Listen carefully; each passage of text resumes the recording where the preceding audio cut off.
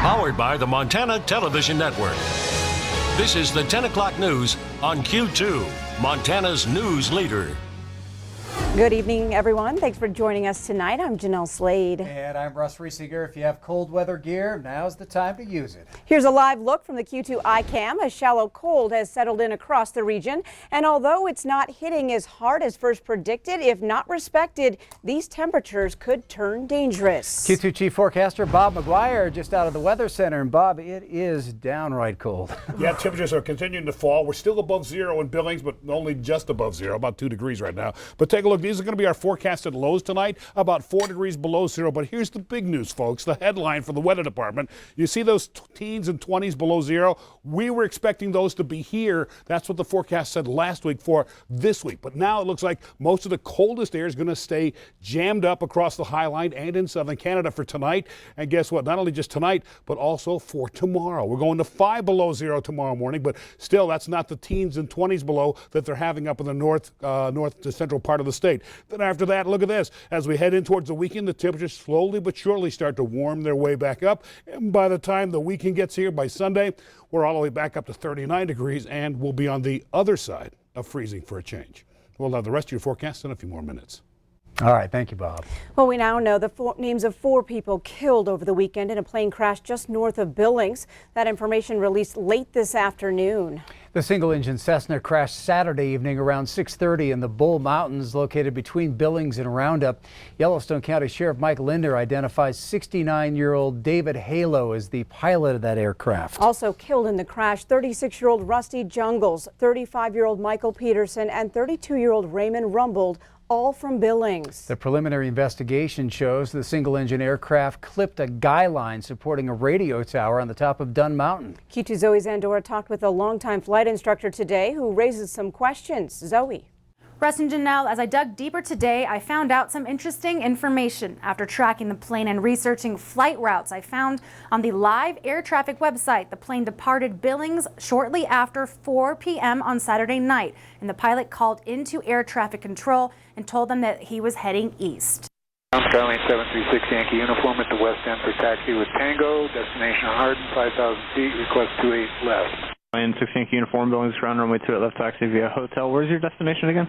Hardin, Bighorn County Airport. Roger. Now, if you look at the map where the plane crashed, it's nowhere near Hardin. The plane crashed north near Dunn Mountain, as if the plane was heading to or from Roundup. Now, I spoke today with Robert Katz, and he's been flying for nearly 40 years and is a commercial pilot and certified flight instructor. He tracks incidents like this plane crash, and he says it's because he's interested in the decision-making of the pilot involved. And he says in this case, at this point, he has more questions than answers. Why is he flying so low when the chart that's available to him is going to indicate elevation figures and presumably obstructions in the area? Also, another question that has emerged is this issue of flying into a guy wire of a radio tower. There is no radio tower depicted on the chart in the vicinity of Dunn Mountain. That might be an oversight in the charting process, or there might not be a tower there at all. We don't know if that was the intention, was to fly, say, to Hardin first and then turn north intentionally toward Roundup, or any of the other nefarious possibilities, such as becoming incapacitated, disoriented, a mechanical issue with the airplane, all those possibilities. We did confirm with Sheriff Mike Linder from what he observed at the scene that the plane hit both the tower and the guy wires. Now that tower, by the way, is 185 feet tall. It's a radio communication tower that contains antennas and frequency for local law enforcement, including the sheriff's office. Again, tragic, and more questions on all of our minds as investigations continue from the FAA and National Transportation Safety Board. Russ and Jeanelle. All right. Thank you, Zoe. Well, police have made an arrest in a shooting outside a Billings bar last spring that left a man dead, and they've also issued a warrant for another suspect they say was also involved. 36-year-old Gregory Boyd Jr. was booked Saturday on 5 felony charges, including deliberate homicide in that shooting that happened outside Lee's Saloon last April. An arrest warrant has also been issued for DeAndre Golly, who's facing the same charges. 24-year-old Shane Nespers was killed and 2 other men were wounded after a fight that left a relative of Boyd and Gully's unconscious. Both Boyd and Gully face up to 100 years in prison if convicted. The Trump administration is defending its decision to kill Iran's top general amid shifting reasons for carrying out that attack.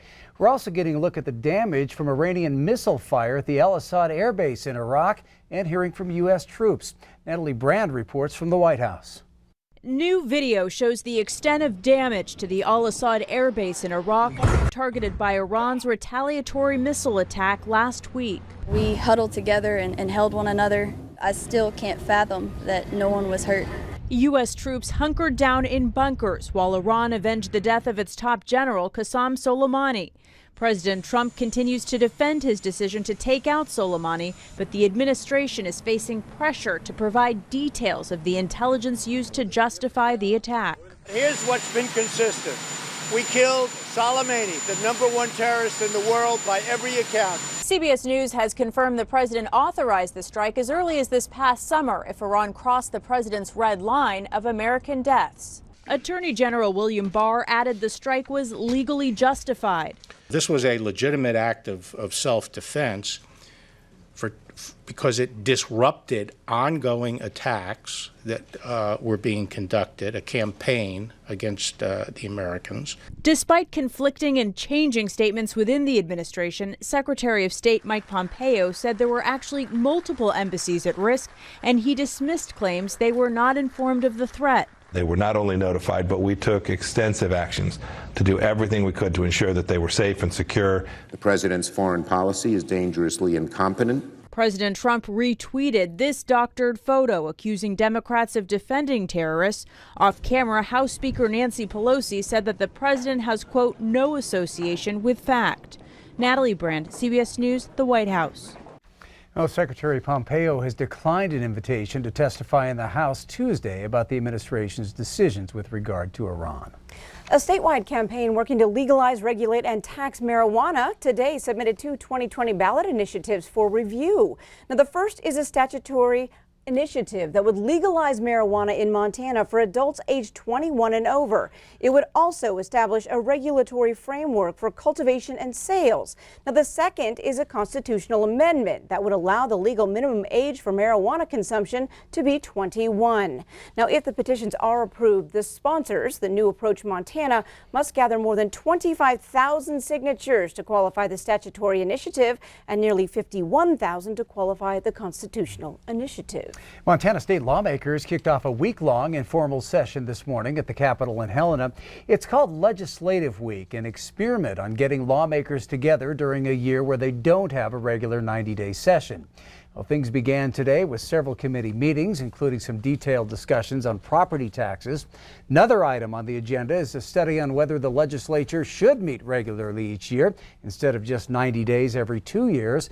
But most of all, lawmakers say they hope to get reacquainted with their colleagues who they usually see just every other year and together learn more about the status of major issues confronting the state.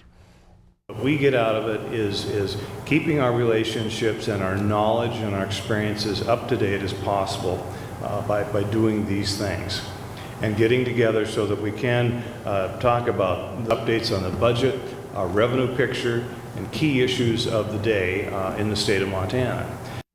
Attendance for the week is voluntary for legislators, although a majority of the 150 members are expected to be there. A potential delay in Montana's $80 million bonding construction program and the disputed audit behind it is back in the news today. The legislative office in charge of the audit spoke publicly for the first time, and state lawmakers weighed in as well. MTN's Mike Dennison reports. The audit, which is not yet complete, reportedly says the state's Medicaid program has eligibility problems and could have to repay the federal government $150 million. Last week, the Bullock administration said that's not true. And they said they've had to delay the construction bond sale because that information could make the bonds more expensive to investors. Legislative Auditor Angus McKeever told a committee Monday that strict rules simply prevent him from discussing an audit before it's complete. While I know that in the attention and media-driven environment that we live in now, that us not commenting on things is not always popular and it doesn't always meet with people's expectations, there are very important reasons why that doesn't occur. That explanation didn't sit well with some committee Democrats, who said the audit didn't examine what the state actually does on Medicaid eligibility. And it is beyond my comprehension how you take that approach instead of what was agreed upon by the federal government and the state of Montana in terms of eligibility, and you prioritize that. McKeever said his office or the audit isn't forcing the governor's office to change its bonding decision. But the governor's office said the Medicaid liability ID'd by the audit must be disclosed and therefore needlessly impact bond sales. The final audit won't be discussed until an April meeting of the Legislative Audit Committee. The committee chair, Senator Dee Brown of Hungry Horse, said she doesn't think it's that big of a deal. Nobody needs to, jump off the roof or anything. The buildings are going to be built, the highways are going to be tarred, the streets are going to be finished, and Montana is going to be better for it. This is a little bump in the road. Reporting from Helena, Mike Dennison, MTN News. Thanks, Mike. Now, the $80 million in bonding projects include water and sewer projects, bridges, and state buildings on college campuses. Parades passing through the city of Billings will now take a different route. Tonight, the Billings City Council unanimously approved a change to the city parade laws. The previous downtown parade route forced the closure of North 27th Street, a major Billings thoroughfare. The latest route also severely impacted operations for the City Met Bus Transit Center on North 25th Street. Now, the new route has parade floats lining up on the west side of downtown, highlighted in blue on this map. The parade will start on the corner of 2nd Avenue North and North 32nd. Then it will travel east down 2nd Avenue North, turn left on North 28th, and return headed west on 3rd Avenue North. The city says the new route will make it easier to park your car and easier for the floats to leave after the parade is over. Well, Billings welcomed a new spot to dine today. The Panera Bread chain opened its second restaurant in the state right here in Billings at 110 24th Street West. The newly constructed building boasts 4,800 square feet, employs 75 people. Business was booming in the restaurant for opening day. Panera offers sandwiches on fresh baked bread, soup, salads, and pastries. Now, there's also many ways to order at the restaurant. You can order with credit cards at a kiosk, hit the drive-through window, or walk up to the register. Pat Ryan owns both the Billings and Kalispell franchises and says Panera has something for everyone. We're baking every single day, 24 hours a day. We've got somebody in our bakery baking fresh product. I think that really kind of sets us apart from a quality perspective. Panera as a brand is committed to clean food, and it really is food that's good for you, and a little bit of something for everybody. If you want to indulge in a bakery product, we have that option available too. The Billings Panera Bread will be open 6 a.m. to 9 p.m. 7 days a week. Well, still to come on the 10 o'clock news, feeding the masses of wildlife. Thousands of carrots dropped from the skies over the Australian wildfires. Plus, the nominees are in. Check out all the big names with a chance to add an Oscar to their mantles. And in sports, Scott delivers your latest edition of Game Changers. Number 1, an amazing catch and release.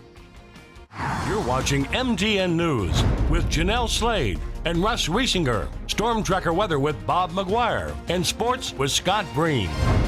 This is the 10 o'clock news on Q2, Montana's news leader.